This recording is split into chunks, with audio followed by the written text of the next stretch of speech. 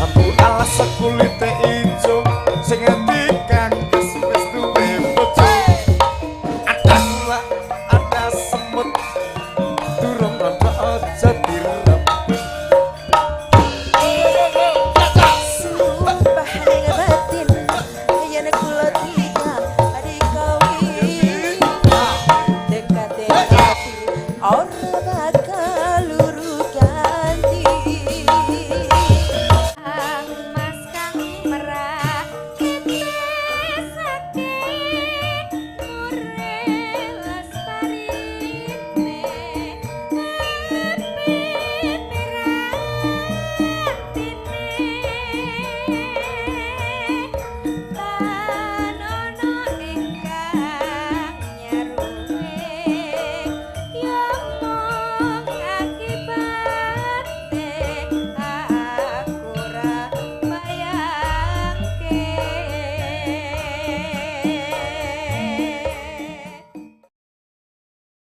Yo nduk kowe mau sore urung nembang. Ayo.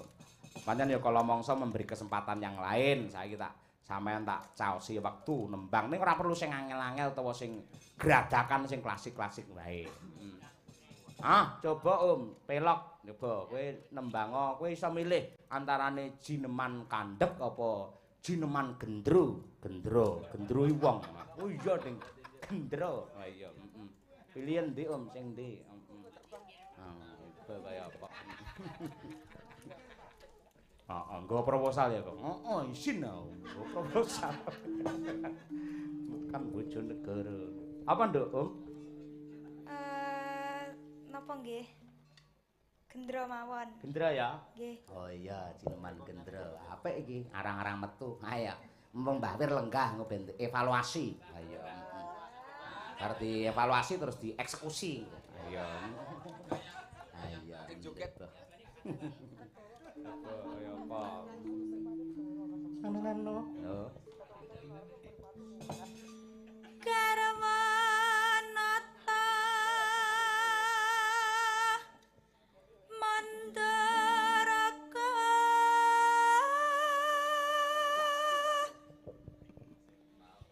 tayarekta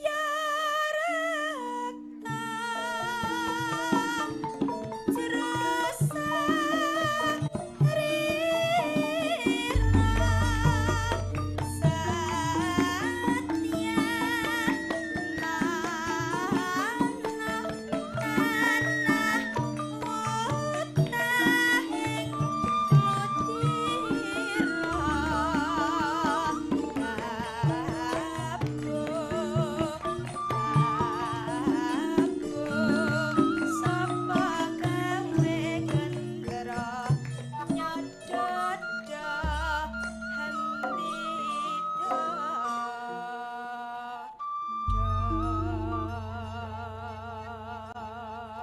Menawi teng YouTube sok-sok wonten ingkang kepareng komen. Wah, anu piye kuwi Umi kok njogete kok urung iso apa energik ngono. Pancen bocah niki kula citak sing bagian ngeten-ngeten niki. Dadi niki Madangkarai sinden iki duwe spesial dewi-dewi. Umi klasik ngeten niki, pancen ya suarane karo gamelan iki iso kumpul, kebo ora. Kumpul tok. Aja tambahi to, Kok. Oh iya. Iso dadi siji ngono lho kepenak temenanan. Ning rasa iki marai makces. Ayo, dalan duwe pacar kok ya walah piyayine wayangane apik. Ayo bergas. Pacaran. Semoga-moga awet. Ayo. Ngono kuwi. Lek babakan joget lah ini pancen ya serine ya Genduk Winong karo anu Mbak Tutik niku walah tenan nek iki kon ngebor ngoten semetu banyune tenan. Iya. Nggih. Dewi-dewi ya. Nggih, dewi-dewi.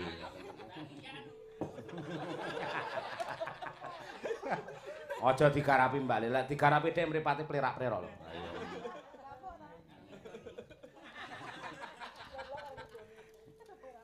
Yo, Nduk. Duh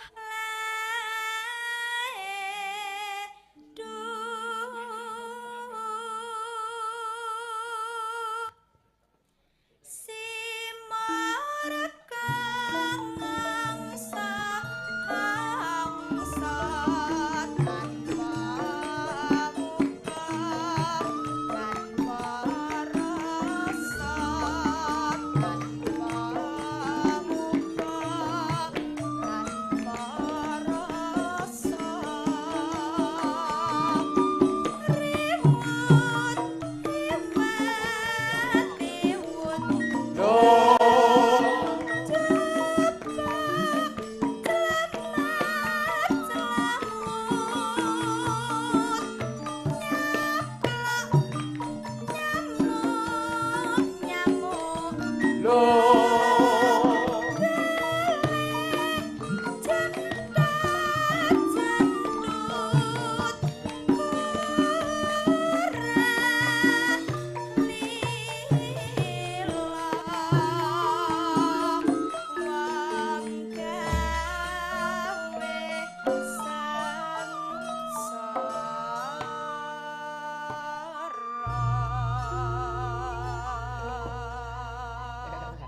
jan apik temenanan. Ayo. Yuk. Masku dhewe tak pikir sandang pangane mbok aja cawe-cawe rawurung dadi gawe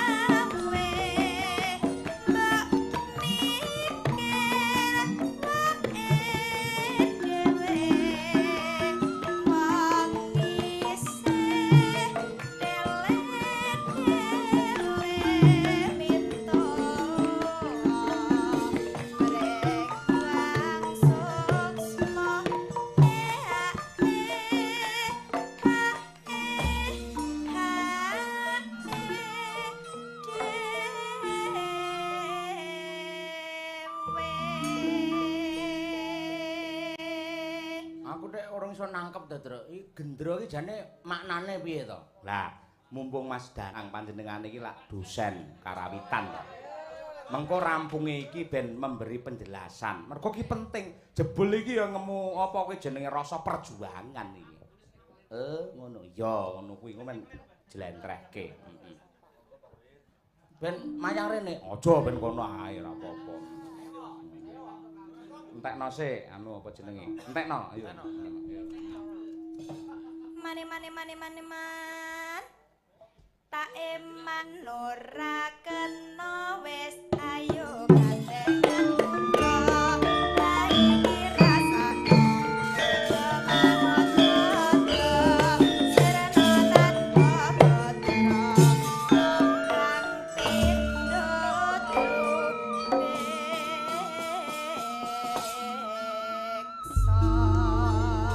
Mboten kok ngumukaken dumateng bapak-bapak mliginipun warga ing Manjung mriki rata-rata menawi Bu Kesi genah menika dosen. Mas Danang menika ing Ngasta Demung menika nggih dalang nggih dosen wonten ing Karawitan. Empu lah. Empunipun Madangkarae Mas Danang niku. Dadi tukang ngluruske tembang ala narta sabdan sing bener ngene iki lek praon ngene iki ngoten niku nggih Mas Danang iki karo ya Mas Daryanto barang kuwi. Mas Daryanto dosen nggih. Lho dosene ana loro. Ha piye? Lek guru alah ombyokan kuwi. Guru laki. Ora, guru tenan kuwi kaya Mas Riyanto kuwi. Wo kuwi guru lho. Sapa ta Riyanto ki sapa ta? Ora ora Riyanto ki sapa ta? Kowe sing demong iki Mas Riyanto kuwi jenenge. Lho. Kowe ngeloke matmit. Kuwi Mas Wawan Riyanto. Ayo. Aka iki guru-guru kabeh. Mbah Wir utawi Mas Bagus Danang Suryaputra. Nyuwun Mas, raketang sing penting cetha dadi misi visi pesan yang disampaikan dalam tembang Jineman Gendro ini janjane pripun Mas Danang nyuwun dawuh Mas. Nah niku. Assalamualaikum. Nggih namung sak ngertos-ngertos kula kemawon. Nggih. Nggih menika tembang ingkang ngemu suraos intinipun nyariosaken tahun 1960-an menika kula nggih radi kesupen. Nalika Jenengan pun lahir niku nggih. sampun niku. Nggih.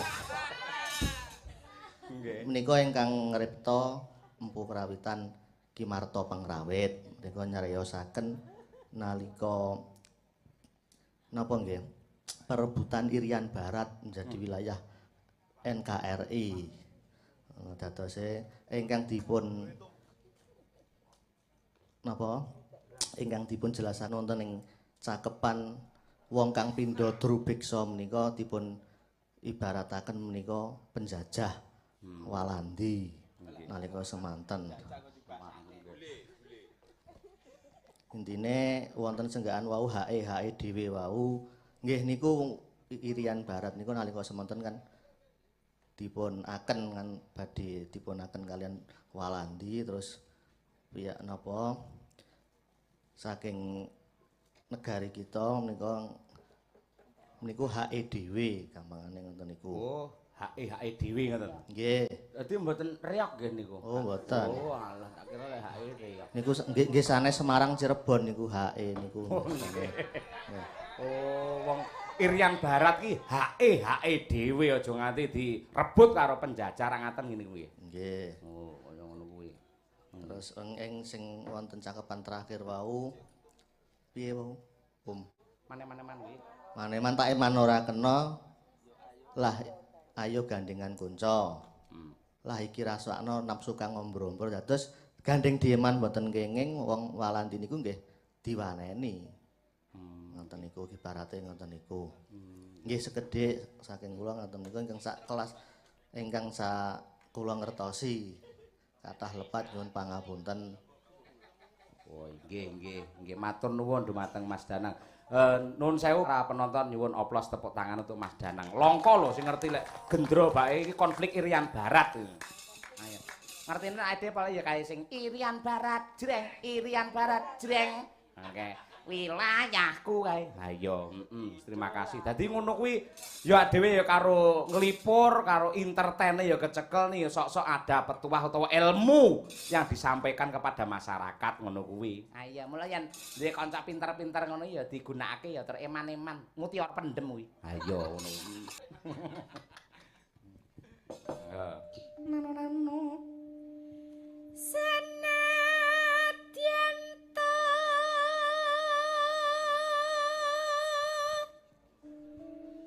tangkep bumi langit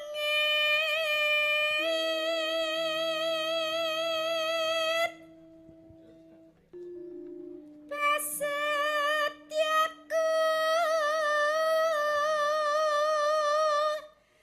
tan kinggang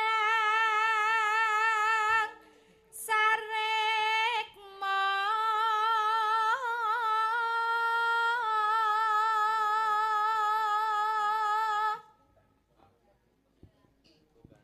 lani mas kang gemas ake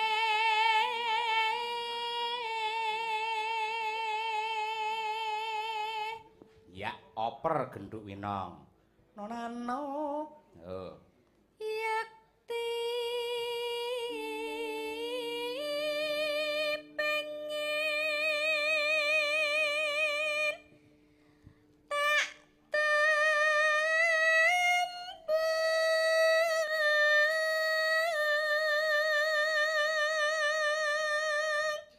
Ninoy. ning kangmu tan lilo mesti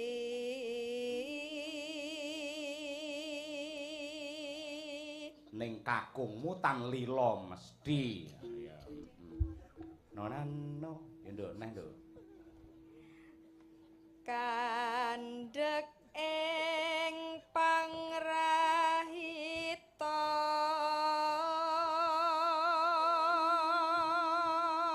Kandhek ing panggrahita mek terbayang-bayang ngono.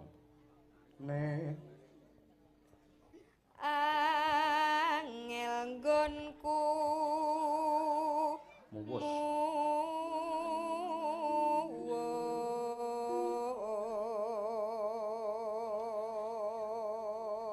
Bungkem 1000 basa, angel ngene muwus tegese ora iso omong. Aper Mbak Un? Yo. yen rina banget nglangkon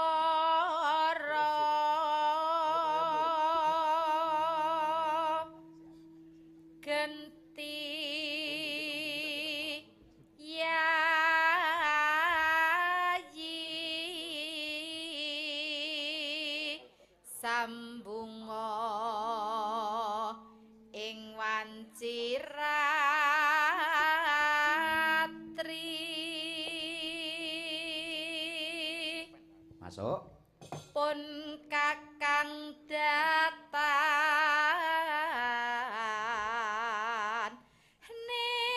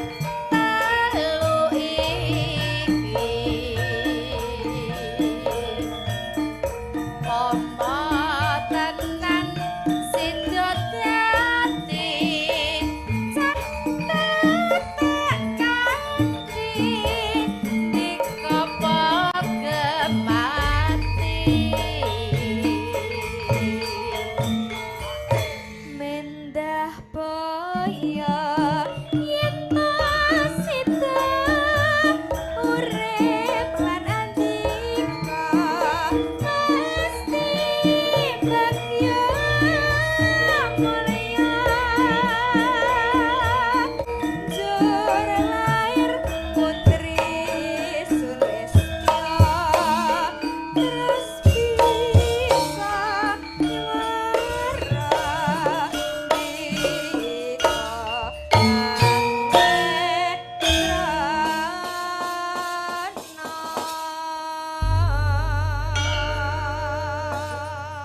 Matur sembah nuwun iki mau dangdut ning iramane slow, kalem. Jumeneng ya Mbak Tuti nggih. Hancur Aku seneng kaya ngono kuwi nggih. Nah, ngoten lak ketok lho ngono. Piyak sing putri piyayine iki apa iki jenenge rada ngrangsang ngono. Sing kakung kalem ngono. Biasane gandengane pancen ngono kuwi. Haus. Ngono iya. Monggo pamundhut Jambu Alas Mbak Tri Hastuti Retnowati kalian Mas Muhammad Taslim Al-Had. Monggo. Dados, ya yuk berpadu dalam melodi oke.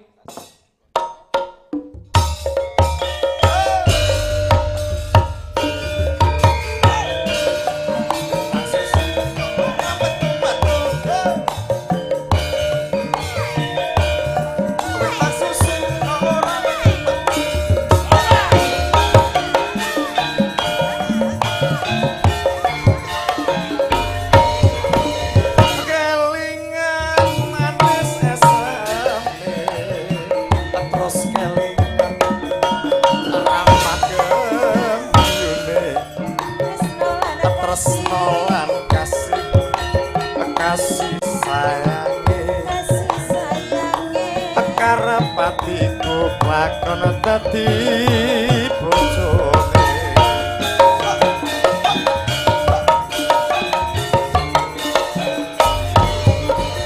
sayange wis duwe bojo nanging aku wis kadung tresno Ya ya. nelongso rasane ngati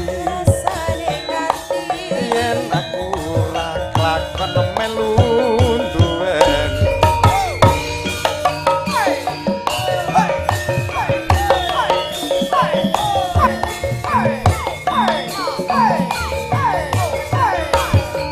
oh jambu alas kulite ijo sing dikang wis duwe bojo ada gula ada semut durung rada aja direbut Sumpah ning batin yen kula tiga adikawi dekate ati ora bakal luru ganti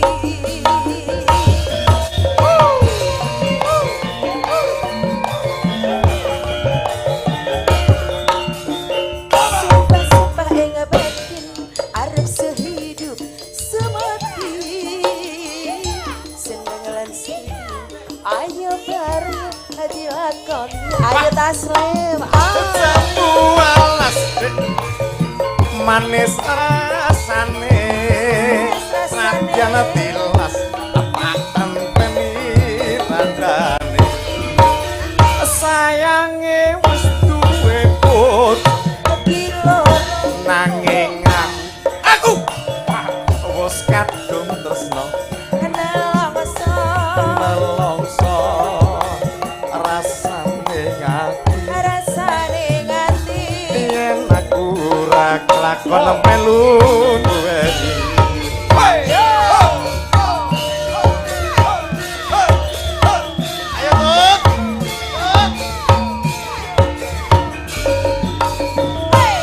jambu alas kulite ijo sing dikakas wis duwe bojo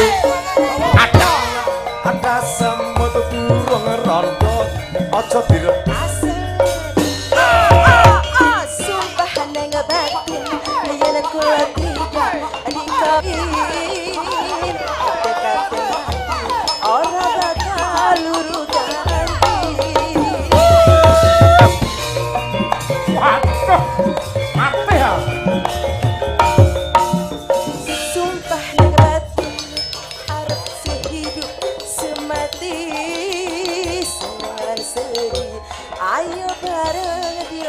Oni sampai bawah Mas Taslim.